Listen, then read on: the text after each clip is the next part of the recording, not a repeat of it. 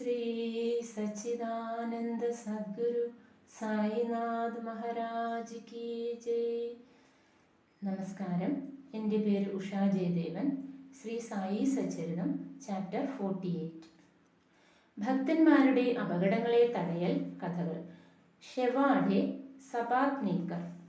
ആരോ ഹേമത് പന്തിനോട് സായിബാബ ഒരു ഗുരുവോ അല്ല സദ്ഗുരുവോ എന്ന് ചോദിച്ചു.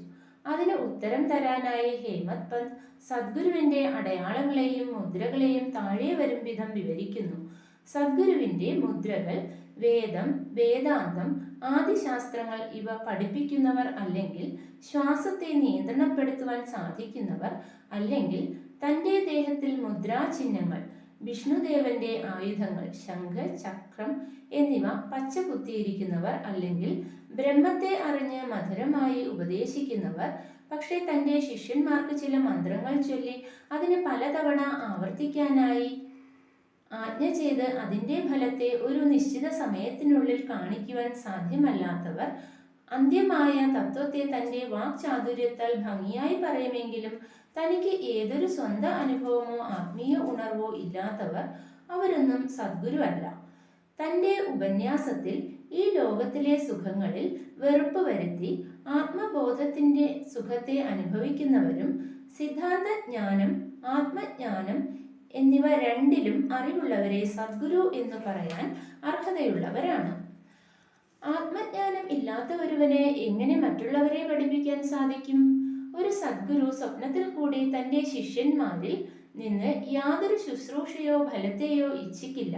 നേരെ മറിച്ച് അവരെ അദ്ദേഹം ശുശ്രൂഷിക്കാൻ ആഗ്രഹിക്കുന്നു.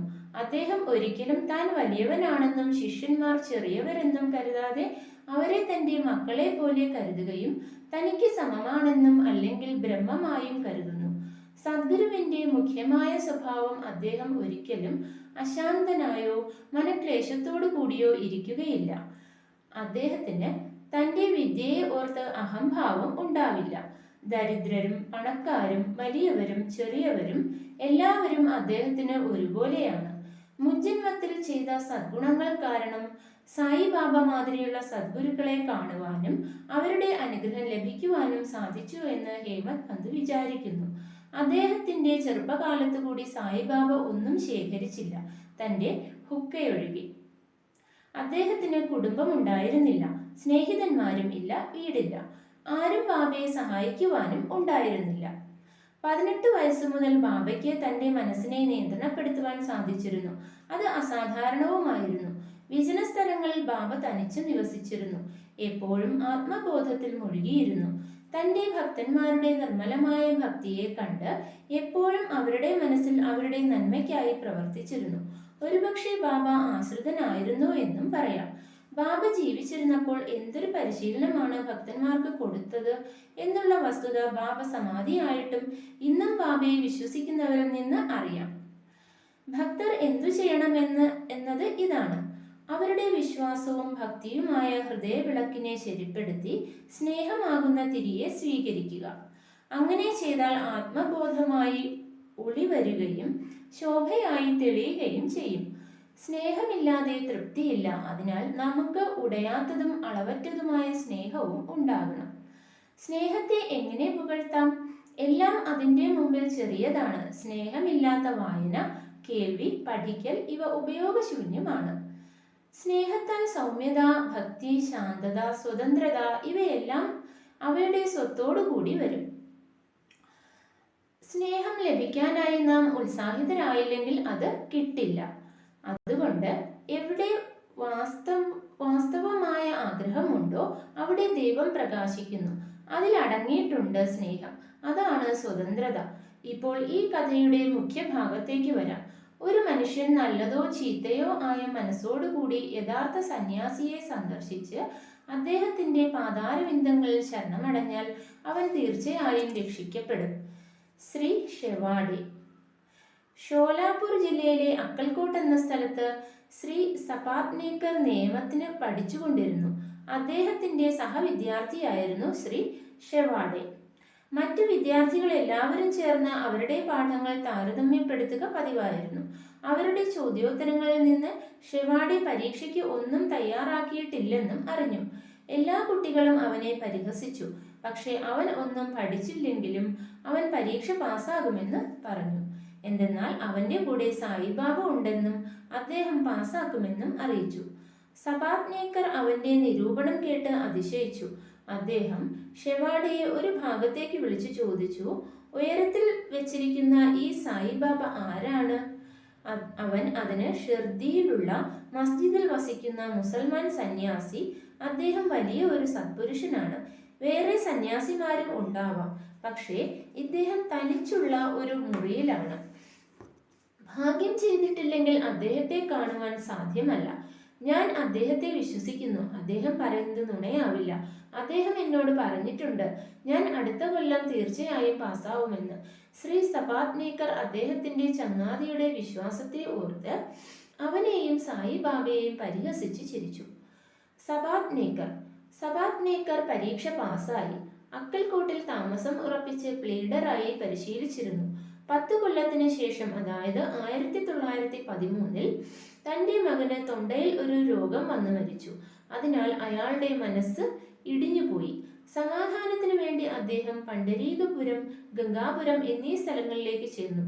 എന്നിട്ടും മനഃശാന്തി കിട്ടിയില്ല. പിന്നീട് വേദാന്തം പഠിക്കുവാൻ തുടങ്ങി. അതും ഫലം തന്നില്ല. അതിനിടയ്ക്ക് ഷെവാഡയും സായിബാബയും ചേർന്ന് പറഞ്ഞത് ഓർമ്മയിൽ വന്നു. ഉടനടി ഷിർദിക്ക് ചെന്ന് സായിബാബയെ കാണണമെന്ന് വിചാരിച്ചു. പിന്നീട് അദ്ദേഹം തന്റെ സഹോദരനുമായി ഷിർദിക്ക് ചെന്നു. ബാബയെ ദൂരെ കണ്ടതിൽ സന്തോഷിച്ചു. അടുത്ത് ചെന്ന് നമസ്കരിച്ച് നാളികേരം ബാബയുടെ മുന്നിൽ ഭക്തിയോടുകൂടി വെച്ചു.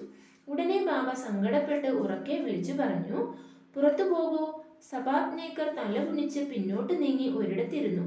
അദ്ദേഹത്തിന് മുന്നോട്ട് പ്രവേശിക്കുവാൻ സാധിക്കുമോ എന്ന് ചോദിച്ചു. ആരോ ഒരാൾ ബാലാ ഷിംബിയുടെ പേര് പറഞ്ഞു. സബാത്നേക്കർ അദ്ദേഹത്തെ കണ്ട് സഹായം ആവശ്യപ്പെട്ടു. അവർ ബാബയുടെ ചിത്രങ്ങളും കൊണ്ട് മസ്ജിദിലേക്ക് വന്നു. ബാലാ ഷിംബി ഒരു ചിത്രം കയ്യിലെടുത്ത് ബാബയുടെ അടുത്ത് കൊടുത്തിട്ട് ചോദിച്ചു, ആരുടെ ചിത്രമാണിത്? അതിന് ബാബ അത് തന്റെ പ്രേമിയുടേതാണെന്ന് സബാത്നേക്കറെ കാണിച്ചു പറഞ്ഞു. ഇതും പറഞ്ഞ് ബാബ ചിരിച്ചു. മറ്റുള്ളവരും ചിരിച്ചു. ബാല ഈ ചിരിയുടെ മഹാത്മ്യം എന്താണെന്ന് ചോദിച്ച് സബാത്നേക്കറെ മുന്നോട്ട് ദർശനത്തിനായി വരാൻ പറഞ്ഞു. സബാത്നേക്കർ നമസ്കരിക്കാൻ ശ്രമിക്കുമ്പോൾ വീണ്ടും ബാബ പുറത്തു പോകൂ എന്ന് പറഞ്ഞ് നിലവിളിച്ചു. സബാത്നേക്കർ എന്തു ചെയ്യണമെന്ന് അറിഞ്ഞില്ല. രണ്ടുപേരും പിന്നീട് ബാബയെ കൈകൂപ്പി നമസ്കരിച്ച് പ്രാർത്ഥിച്ചു. ഒടുവിൽ ബാബ സബാത്നേക്കറിനോട് സ്ഥലം വിടാനായി ആജ്ഞാപിച്ചു. രണ്ടുപേരും നിരാശനായി സങ്കടപ്പെട്ടു. ബാബയുടെ ആജ്ഞയെ അനുസരിക്കണം എന്നതിനാൽ സബാത്നേക്കർ ഒരു വലിയ ദുഃഖ ഹൃദയത്തോടുകൂടി അടുത്ത പ്രാവശ്യമെങ്കിലും ബാബയുടെ ദർശനം കിട്ടണമെന്ന് പ്രാർത്ഥിച്ചുകൊണ്ട് ഷിർദി വിട്ടു.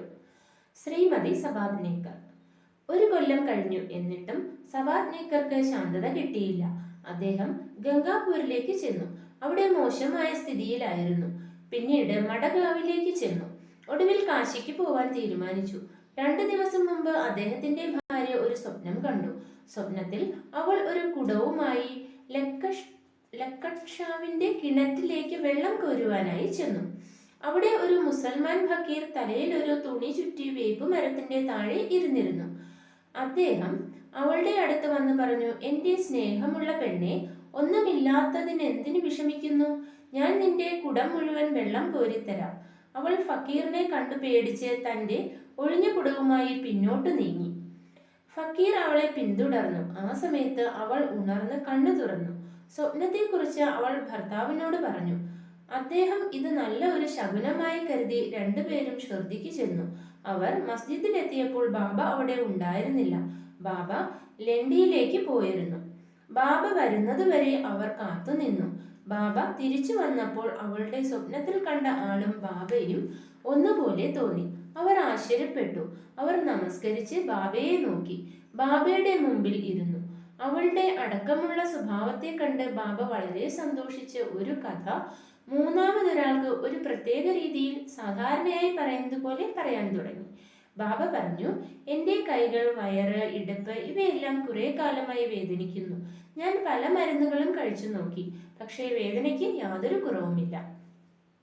എനിക്ക് മരുന്നിനോട് വെറുപ്പ് വന്നു. എന്തെന്നാൽ എനിക്കൊരു ഗുണവും കിട്ടിയില്ല. ആശ്ചര്യകരമായി ഇപ്പോൾ എല്ലാ വേദനകളും ഉടനടി മാറി. പേര് പറഞ്ഞില്ലെങ്കിലും അത് ശ്രീമതി സബാത്നേക്കറിൻ്റെതായിരുന്നു. അവളുടെ വേദനകൾ ബാബ വിവരിച്ച പ്രകാരം ഇല്ലാതാവുകയും അവൾ സന്തോഷിക്കുകയും ചെയ്തു. പിന്നീട് ശ്രീ സബാത്നേക്കർ ദർശനത്തിന് ചെന്നു. അദ്ദേഹത്തെ വീണ്ടും പുറത്തു പോകൂ എന്ന ശബ്ദം സ്വാഗതം ചെയ്തു. ഇപ്പോൾ അദ്ദേഹം വളരെ ക്ഷമാശീലനായി നിഷ്ഠയുള്ളവനുമായിരുന്നു. അദ്ദേഹം തന്റെ മുജ്ജന്മ കർമ്മഫലമാണ് ബാബയുടെ അതൃപ്തിക്ക് കാരണമെന്നും അത് ശരിയാക്കണമെന്നും തീരുമാനിച്ചു. ബാബയെ തനിച്ച് കണ്ട് തന്റെ കഴിഞ്ഞുപോയ പ്രവൃത്തികൾക്ക് മാപ്പ് ചോദിക്കാൻ അദ്ദേഹം തീരുമാനിച്ചു. തന്റെ ശിരസ് ബാബയുടെ പാദങ്ങളിൽ വെച്ചു. ബാബ അദ്ദേഹത്തിന്റെ കൈ സബാത്നേക്കറുടെ മേൽ വെച്ചു.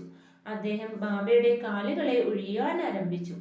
ബാബ തന്റെ സ്വാഭാവിക ശീലത്തിൽ ഒരു ബനിയായുടെ കഥ പറയുവാൻ തുടങ്ങി.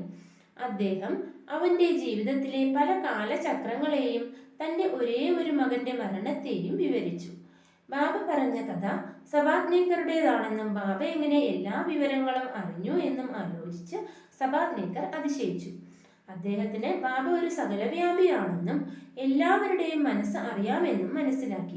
ഈ വിചാരം തന്റെ മനസ്സിൽ തോന്നിയപ്പോൾ ബാബ ഇനിയും ആട്ടിടയച്ചിയോട് പറഞ്ഞുകൊണ്ട് സബാത്നേക്കർക്ക് നേരെ കൈ കാണിച്ചുകൊണ്ട് പറഞ്ഞു, ഇവൻ അവന്റെ മകനെ കൊന്നത് ഞാനാണെന്ന് കുറ്റം പറയുന്നു.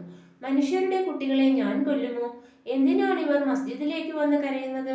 ഇപ്പോൾ ഞാൻ വീണ്ടും ആ കുട്ടിയെ സ്ത്രീയുടെ ഗർഭകോശത്തിൽ കൊണ്ടുവരാം. ഈ വാർത്തകൾ അവനെ കൈവച്ച് സമാധാനപ്പെടുത്തിക്കൊണ്ട് പറഞ്ഞു, ഈ കാലടികൾ പഴയതാണ്, പവിത്രമാണ്. നിങ്ങൾ ഇപ്പോൾ സ്വതന്ത്രനാണ്. എന്നിൽ പൂർണ്ണ വിശ്വാസം വെക്കുക, നിനക്ക് കാര്യസിദ്ധി ലഭിക്കും. സബാത്നേക്കർ ഇത് കേട്ട് വികാരഭരിതനായി തന്റെ കണ്ണുനീരാൽ ബാബയുടെ പാദങ്ങളെ കുളിപ്പിച്ചു. പിന്നീട് തന്റെ വീട്ടിലേക്ക് തിരിച്ചു. അതിനുശേഷം അദ്ദേഹം പൂജയ്ക്കുള്ള ഒരുക്കങ്ങൾ ചെയ്ത് നൈവേദ്യവും കൊണ്ട് തന്റെ ഭാര്യാസഹിതം മസ്ജിദിലേക്ക് വന്നു. എല്ലാറ്റിനെയും ബാബയ്ക്ക് കൊടുത്തു. ബാബ അതിന് സമ്മതിച്ചു. ബാബയുടെ അടുത്ത് നിന്ന് പ്രസാദം സ്വീകരിച്ചു. ആ ദിവസം മസ്ജിദിൽ വലിയ തിരക്കുണ്ടായിരുന്നു. സബാത്നേക്കർ അവിടേക്ക് വന്ന ബാബയെ വീണ്ടും വീണ്ടും ദർശിച്ചു. തലയ്ക്ക് തല മുട്ടുന്നത് കണ്ട് ബാബ സബാത്നേക്കറോട് പറഞ്ഞു, ഓ, എന്തിനാണ് ഇങ്ങനെ അടിക്കടി നമസ്കരിക്കുന്നത്? നമസ്കാരം ആദരവോടും സ്നേഹത്തോടും കൂടി മതി. പിന്നീട് സബാത്നേക്കർ ആ രാത്രിയിൽ മുമ്പിൽ വിവരിച്ച ചാവടി യാത്രയെ കണ്ടു. ആ ജാഥയിൽ ബാബ വാസ്തവത്തിൽ പാണ്ഡുരംഗനായി കാണപ്പെട്ടു. വിടവാങ്ങുന്ന ദിവസത്തിൽ സബാത്നേക്കർ വഴിക്കുള്ള ചിലവിന് കരുതിയ ശേഷം 1 രൂപ ദക്ഷിണയായി കൊടുക്കാനും ചോദിച്ചാൽ 1 രൂപയും കൂടി കൊടുക്കാനുമായി തീരുമാനിച്ചു. മസ്ജിദിൽ ചെന്ന് 1 രൂപ ദക്ഷിണയായി കൊടുത്തു. ബാബ ഇനിയും 1 രൂപ അവൻ ഉദ്ദേശിച്ച പ്രകാരം ചോദിച്ചു. അത് കൊടുത്തപ്പോൾ ബാബ അവനെ ആശീർവദിച്ചുകൊണ്ട് പറഞ്ഞു, നാളികേരത്തെ എടുത്തുകൊള്ളൂ, അതിനെ നിന്റെ ഭാര്യയുടെ സാരി തലപ്പിൽ ഇട്ട് ഒരു ജിജ്ഞാസയുമില്ലാതെ ചെല്ലുക. അവൻ അങ്ങനെ തന്നെ ചെയ്തു. 1 കൊല്ലത്തിനുള്ളിൽ അവർക്ക് ഒരു മകൻ ജനിച്ചു. 8 മാസമായപ്പോൾ കുഞ്ഞിനെയും കൊണ്ട് രണ്ടുപേരും ഷിർദിക്ക് വന്നു. കുഞ്ഞിനെ ബാബയുടെ കാൽക്കൽ വെച്ച് ഇങ്ങനെ പ്രാർത്ഥിച്ചു, ഓ സായിനാഥ, ഞങ്ങൾക്കറിയില്ല അങ്ങയോടുള്ള കടങ്ങൾ തീർക്കുക എങ്ങനെയെന്ന്. അതുകൊണ്ട് ഞങ്ങൾ അങ്ങയുടെ മുന്നിൽ നമസ്കരിക്കുന്നു. ഞങ്ങളെ ഇനിയും ആശീർവദിക്കുവിൻ. അങ്ങയുടെ പുണ്യകാലടികൾ ഞങ്ങളെ രക്ഷിക്കട്ടെ. പല വിചാരങ്ങളും അഭിപ്രായങ്ങളും ഞങ്ങളെ ഉപദ്രവിക്കുന്നു, സ്വപ്നങ്ങളും പറയുന്നു. അതിനാൽ ഞങ്ങളുടെ മനസ്സിനെ അവയിൽ നിന്ന് മാറ്റി ഭജനയിൽ ആഴ്ത്തി ആശീർവദിക്കുക. മകന് മുരളീധരൻ എന്ന് പേരിട്ടു. പിന്നീട് 2 കുട്ടികൾ ഭാസ്കർ, ദിനകർ കൂടി അവർക്ക് ജനിച്ചു. സബാത്നേക്കർ ബാബയുടെ വാക്കുകൾ ഒരിക്കലും തെറ്റാത്തതും വൃഥാവിലാകുന്നതുമായോ ആവുകയില്ലെന്ന് ശരിക്കും മനസ്സിലാക്കി. ശ്രീ സായിനാഥന് നമസ്കാരം. ഓം സായിറാം. ജയ് മോഹൻജി. എല്ലാവർക്കും ഒരു ശുഭദിനം ആശംസിക്കുന്നു.